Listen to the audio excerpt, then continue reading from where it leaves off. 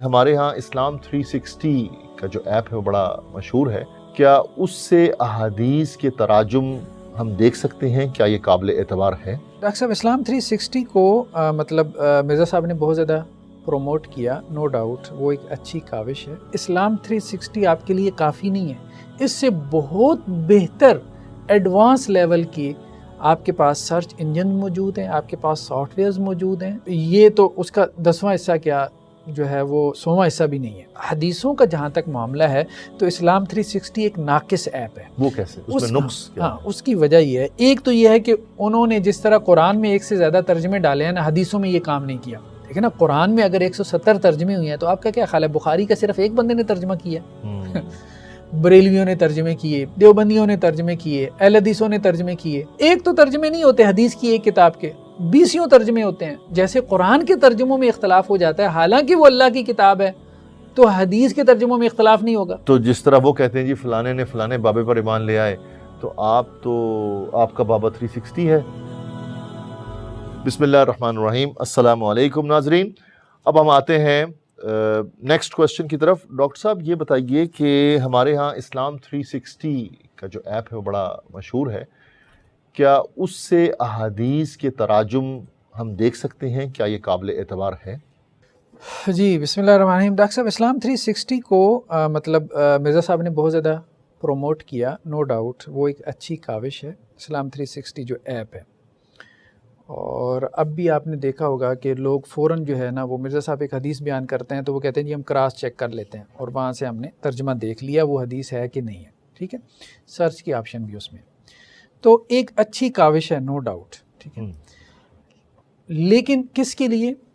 ایک عامی کے لیے۔ آپ اگر ریسرچ کرنا چاہتے ہیں، اگر آپ تحقیق کرنا چاہتے ہیں، تو پھر اسلام 360 آپ کے لیے کافی نہیں ہے۔ اس سے بہت بہتر ایڈوانس لیول کی آپ کے پاس سرچ انجن موجود ہیں، آپ کے پاس سافٹ ویئرز موجود ہیں آن لائن۔ ٹھیک ہے، اور یہ تو اس کا 10واں حصہ کیا جو ہے وہ 100واں حصہ بھی نہیں ہے اسلام 360۔ اپنے مطالعے کے لیے اگر آپ نے اسلام 360 کو استعمال کرنا ہے تو کوئی حرج نہیں، لیکن اگر آپ نے کراس چیک کرنا ہے، آپ نے تحقیق کرنی ہے، ٹھیک ہے، کراس ریفرنس اس کو جو ہے وہ چیک کرنا ہے، پھر آپ کو تھوڑا سا اوپر اٹھنا پڑے گا۔ پھر اسلام 360 پہ آپ اکتفا کریں گے تو آپ بہت نیچے رہ جائیں گے، بالکل سطحی علم ہوگا۔ ہاں، سطحی آپ کا علم ہوگا۔ اچھا، اسلام 360 میں ایک بات تو یہ ہمیں سامنے رکھنی چاہیے کہ اس میں قرآن کے تو انہوں نے 1 سے زیادہ ترجمے ڈال دیے، اچھی بات ہے، بریلوی ڈال دیا، دیوبندی، اہل حدیث کا، اہل تشیع کا بھی ترجمہ ڈال دیا، 1 سے زائد ترجمے ڈال دیے، پھر بھی وہ کوئی زیادہ ترجمے نہیں ہیں، لیکن یہ ہے کہ کم از کم 1 سے زیادہ ہیں، آپ کمپیریٹیو سٹڈی کر سکتے ہیں، فلاں نے کیا ترجمہ کیا، فلاں نے کیا کیا۔ لیکن قرآن میں ایک اگر آپ نے آن لائن دیکھنا ہو تو اس میں تنزیل.net ہے، یہ اگر ابھی ہم آپ کو یہاں ساتھ اپنے قارئین کو دکھا بھی دیتے ہیں، تنزیل.net، یہ ایک سرچ انجن ہے قرآن کے حوالے سے، بہت اچھا ہے۔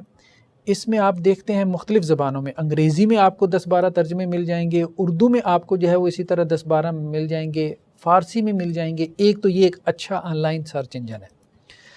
آپ اس سے بھی اگر بہتر پہ جانا چاہتے ہیں، بہتر پہ، تو ایک سافٹ ویئر ہے، آپ ڈاؤن لوڈ کر لیں، اس کا نام ہے ایزی قرآن و حدیث، یہ ابھی ہم اسکرین پہ بھی دکھا رہے ہیں۔ اس میں کوئی 170 کے قریب 170 ترجمے تفسیریں آپ کو مل جائیں گی، ایزی قرآن و حدیث، یعنی اردو میں، سب اردو میں، یعنی اردو میں کوئی تفسیر ترجمہ انہوں نے نہیں چھوڑا۔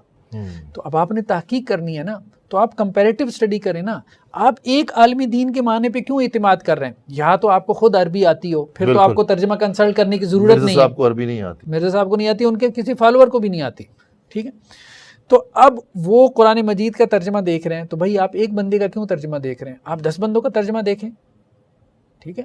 آپ نے جب اعتماد ہی کرنا ہے تو آپ یہ کیوں کر رہے ہیں کہ جی آپ کے پاس اس کی کیا دلیل ہے کہ فلاں بندے کا ترجمہ میں نے دیکھنا ہے، فلاں عالم دین کا دیکھنا ہے؟ تو ایک عامی نے تو کمپیریٹیو سٹڈی اگر کرنی ہے تو 10 ترجمے دیکھے، پھر وہ صحیح نتیجے پہ پہنچے گا نا۔ تو اس لیے زیادہ سے زیادہ آپ کے پاس ترجمے ہونے چاہیے، زیادہ سے زیادہ آپ کے پاس تفسیریں ہونی چاہیے۔ تو یہ ایزی قرآن و جو حدیث ہے، یہ میں خود بھی استعمال کرتا ہوں، بہت اچھا ہے، اردو میں بہت بڑا ڈیٹا بیس ہے۔ تو قرآن کے حوالے سے اگر آپ نے سرچ کرنی ہو تو یہ بہت اچھا ہے. 170 کے قریب ترجمے تفسیریں آپ کو مل جاتی ہیں. آپ بڑی آسانی سے کمپیریٹیو اسٹڈی کر کے یہ معلوم کر سکتے ہیں اس آیت کے اندر کیا کیا اختلاف اس کی پاسبلٹی ہے. جب آپ نے ایک ہی ترجمہ پڑھا ہے تو آپ کے نزدیک کل سچ حق وہی ہے. یعنی آپ پھر مقلد ہو گئے اس مترجم کے، ٹرانسلیٹر کے مقلد ہو گئے نا. جو وہ آپ کو بتا رہا ہے کہ یہ اللہ نے کہا ہے، آپ اس پہ ایمان لا رہے ہیں. بالکل بالکل ٹھیک. تو وہ جو مرزا صاحب آپ کو کوئی محقق بنانا چاہتے تھے تو محقق تو آپ پھر بھی نہیں بنے. اور وہ جو بابوں سے آپ کی جان چھڑانا چاہتے تھے تو وہ پھر آپ بابے کے اندر پھنس گئے. ظاہر ہے جب آپ کو عربی خود نہیں آتی تو جس کی ٹرانسلیشن آپ پڑھ رہے ہیں وہ بھی تو ایک بابا ہے. وہ بھی ایک بابا ہے. ایسا ہی ہے، بالکل ایسے ہی ہے. تو بابوں پہ تو آپ کو اعتماد کرنا ہی پڑے گا، ان کے اوپر اعتماد کے بغیر تو کوئی چارہ نہیں ہے. اچھا دوسرا یہ ہے، خیر قرآن کے لیے تو یہ لوگ زیادہ استعمال نہیں کرتے. مرزا صاحب کے جو بلائنڈ فالوورز ہیں یہ زیادہ قرآن کے لیے استعمال نہیں کرتے. اسلام 360 کو یہ زیادہ حدیثوں کے لیے استعمال کرتے ہیں.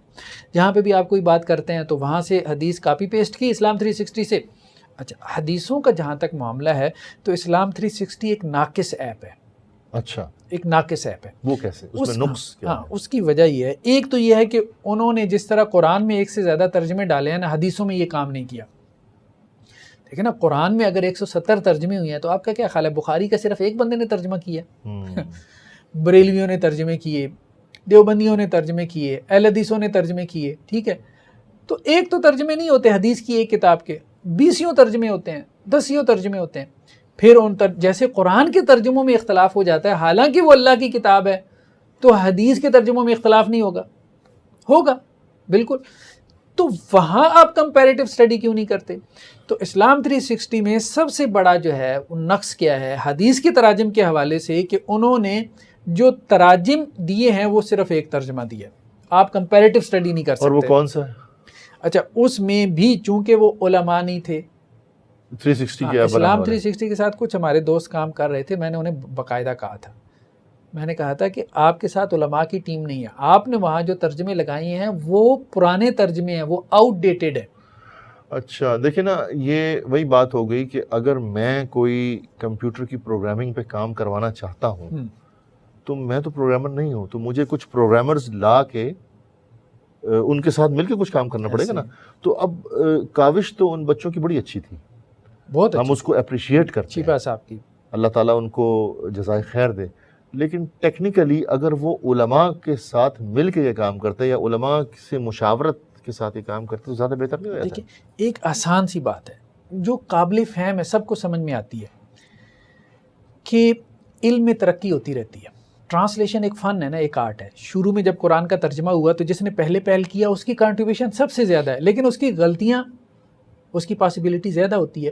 یا چلیں آپ غلطیاں نہ بھی کہیں، اس نے جو اردو استعمال کی، خطا کیا لیں، ٹھیک ہے، جو اس نے اردو استعمال کی ہے وہ اردو آج کل کی اردو نہیں ہے. تو آہستہ آہستہ بہتری آئی ہے. آج جو مترجم بیٹھے گا وہ پچھلے 70 ترجمے سامنے رکھے گا، ایسے ہی ابوالکلام پچھلوں کی محنت سے فائدہ اٹھائے گا. ابوالکلام آزاد صاحب کی اگر ہم کتاب اٹھا کے دیکھ لیں تو میرا خیال ہے کہ آج ایک کثیر تعداد جو اردو سمجھنے والے ہیں شاید اس کو سمجھ ہی نہ آئے. ایسے ہی ایسے ہی. تو آج ہمیں 2021 والی اردو چاہیے نا. تو اس لیے جو لیٹسٹ ترجمے آ رہے ہیں نا، لیٹسٹ ترجمے تو ان کو پتہ ہی نہیں ہے حدیث کی کتابوں کے کون سے ہیں. مطلب اسلام 360 والوں کو ان کو تو پتہ ہی نہیں ہے. تو لیٹسٹ ترجمے انہوں نے نہیں دیے. ایک ترجمہ وہ ہے جو آج سے 100 سال 70 سال 60 سال 50 سال پہلے ہوا. ایک ترجمہ آج ہو رہا ہے، جو آج مترجم کر رہا ہے نا وہ پہلے 10 ترجموں سے فائدہ اٹھا رہا ہے. بالکل اس کی اتھینٹسٹی زیادہ بڑھ جائے گی. بالکل، کیونکہ اسے احساس ہو جائے. کیوں بہت سارے لوگوں نے ایک محنت کر دی ہے نا، ایک بنیادی محنت کر دی ہے. اس میں دو چیزیں ہیں. پرانے جو 100 سال پرانے ترجمے ہیں نا، اگر اس میں کوئی مسٹیکس ہوئی ہیں تو یہ ان مسٹیکس کو بہتر کور کرے گا. دوسرا زبان میں تبدیلی ہوتی رہتی ہے وقت کے ساتھ ساتھ. پرانے ترجمے اگر آج آپ ہمارے یونیورسٹی کالجز کے بچوں کو دیں تو وہ شاید ان کو مشکل ہو جاتا ہے. تو یہ بھی تو آپ کو تو زبان کی تبدیلی بھی تو چاہیے. تو ہم یہ کہہ رہے تھے کہ اسلام 360 میں ایک تو یہ ہے کہ وہ پرانے ترجمے موجود ہیں، اپ ڈیٹڈ نہیں ہے. دوسرا یہ ہے کہ ترجمہ بھی ایک ہی ہے. اچھا، زیادہ نہیں دیے. یا چلیں آپ زیادہ دے دیں، پرانے بھی دے دیں نئے بھی دے دیں، پھر بھی بات بن جائے. ٹھیک. اب ہوتا کیا ہے کہ ہم ان کو اپ ڈیٹڈ ترجمے دیتے ہیں مرزا صاحب کے بلائنڈ فالوورز کو. جی. وہ پرانے لے کے بیٹھے ہوتے ہیں، یعنی وہ اسلام 360 پہ ایمان لائے بیٹھے ہیں نا، اچھا کہ وہاں جو ترجمہ آ گیا بس اس کا یہی ترجمہ پھر تو تقلید ہے یہ، تو وہ تو بابے پہ ایمان لائے بیٹھے تو جس طرح وہ کہتے ہیں جی فلانے نے فلانے بابے پر ایمان لے آئے، تو آپ کا بابا 360 ہے، تو بس وہ یہی ہے جو آپ 360 کی تقلید کر رہے مطلب ہیں۔ یہ ہے کہ جو اسلام 360 میں آ گیا وہ گویا کہ حضرت جبریل علیہ السلام نے جو ہے وہ جیسے ان کے اوپر وحی کر دیا ہو۔ اچھا، حدیثوں میں ہم یہ کہتے ہیں، اور جب سے میں نے یہ بات کرنا شروع کی ہے تو میں نے دیکھا بہت سارے لوگوں نے اس کو فالو بھی کیا۔ سب سے بہترین کام حدیثوں کے حوالے سے اگر آپ نے ریسرچ یا تحقیق یا سرچ کرنی ہے، وہ ہمارے ادارے کا کام ہے، اچھا، ٹھیک ہے، جس ادارے سے ہمارا تعلق ہے وہ ہے، یہ ویب سائٹ ہم آپ کو دکھا رہے ہیں muhaddis.com۔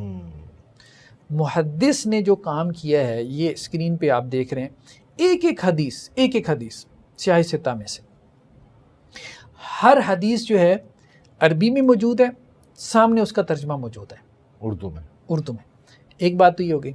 دوسرا، ایک ترجمہ نہیں ہے، ایک سے زائد ترجمے دیے اور مزید ترجمے وہ ڈال رہے ہیں ابھی، ٹھیک ہے۔ اب جیسے مثال کے طور پہ یہ جو ہے نا ہمارے سامنے سنن ترمذی ہے، تو سنن ترمذی کے ایک سے زائد ترجمے تھے تو وہ ڈال دیے، صحیح مسلم کے 2 ترجمے ڈال دیے، صحیح بخاری کے 2 ترجمے ڈال دیے، مزید ترجمے وہ ڈال رہے ہیں، اور وہ ترجمے ہیں جو ابھی دارالسلام وغیرہ پبلش کر رہے ہیں۔ دارالسلام کا ایک معیار ہے نا، جی وہ نام ہے، ٹھیک ہے، ایک نام ہے، ایک برانڈ ہے، تحقیقی معیار بھی ہے، تحقیق کا بھی معیار۔ تو دارالسلام کے جو ترجمے ہیں انہوں نے وہ پبلش کیے، یعنی لیٹسٹ ترجمے ہیں اور ایک سے زائد ہیں، آپ کمپیریٹو اسٹڈی کر سکتے ہیں، ٹھیک ہے۔ مثال کے طور پہ اگر میں یہاں ترجمے میں جاؤں تو یہ صحیح سنن ترمذی کی ایک ہمارے سامنے روایت ہے، تو ایک ترجمہ اس کا ڈاکٹر عبد الرحمن روائی کا ہے جو کہ مجلس علمی دلی سے پبلش ہوا۔ سامنے انہوں نے USA سے دارالسلام کا جو ہے وہ ترجمہ دیا ہوا ہے انگریزی میں، ٹھیک ہے۔ تو اردو ترجمہ آپ کے سامنے آ گیا، انگریزی ترجمہ آپ کے سامنے آ گیا، ایک ہی روایت کا، ٹھیک ہے۔ ایک USA سے پبلش ہوا، دارالسلام نے پبلش کیا، دوسرا بھی مجلس علمی کا ہے، وہ بھی دکتور ہیں، ٹھیک۔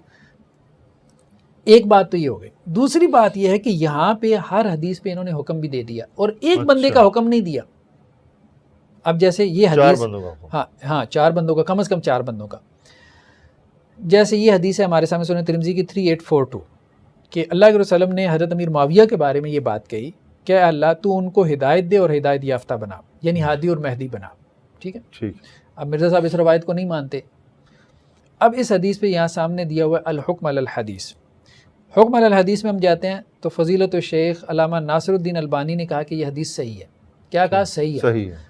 مرزا صاحب یہاں بھی ڈنڈی مارتے ہیں، کہتے ہیں جی علامہ البانی نے حسن کا صحیح نہیں کہا، اس میں ہم علیحدہ سے ایپیسوڈ کریں گے۔ جی۔ فضیلت الشیخ علامہ شعیب ارناؤت نے کہا کہ اس کی سند کیا ہے؟ صحیح ہے۔ مجلس علمی جو دلی میں ہے، پورا ایک ریسرچ سینٹر ہے، انہوں نے کہا کہ اس کی حدیث کی سند کیا ہے یا یہ حدیث کیا ہے؟ صحیح ہے۔ تو اب دیکھیں کہ ایک تو آپ کو ایک سے زیادہ ترجمے مل گئے تو آپ کمپیریٹیو اسٹڈی کر سکتے ہیں، دوسرا اپ ڈیٹڈ ترجمے مل گئے، دوسرا فائدہ یہ ہوا، تیسرا یہ کہ ایک سے زیادہ تحکیم مل گئی، صرف ایک بندے کا حکم نہیں ہے، وہ جیسے مرضی کا حکم جو ہے نا مرزا صاحب اٹھا لیتے ہیں، اپنی مرضی کا لے لیتے، اپنی مرضی کا حکم۔ اگر زبیر علی زئی صاحب نے اس کو صحیح کہا ہے تو وہ اٹھا لیا، البانی صاحب نے صحیح کہا تو وہ لے لیا، ہاں وہ لے لیا، اور جس کو ضعیف قرار دینا تھا تو اب ڈھونڈتے رہے کس نے ضعیف کہا ہے تو وہ بیان کر دیا۔ یہاں پہ کیا ہے کہ یہاں جو معروف لوگ ہیں، شیخ زبیر علی زئی ہیں، علامہ ناصر الدین البانی ہیں، شیخ شعیب ارناؤت ہیں، تو ایک ہی حدیث کے بارے میں چاروں کا اختلاف ہو جاتا ہے، چاروں کا کیا ہو جاتا ہے؟ اختلاف ہو جاتا ہے، تو وہ چاروں کا حکم کیا ہے؟